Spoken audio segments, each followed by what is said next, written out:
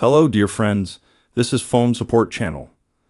Before you start watching this video, please subscribe to the channel and give it a like, and also write your feedback in the comments if this video helped you, or if you have any questions. Thank you.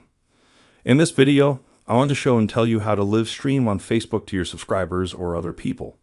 To do this, you go into the app, and you press the home button. Then you click on the line. What's on your mind?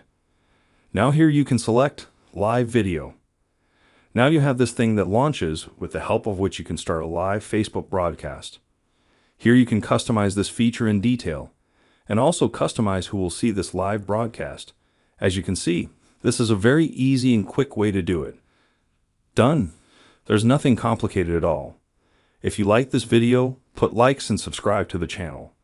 And also watch other useful videos on the channel. That was Phone Support. Bye-bye. See you later, friends.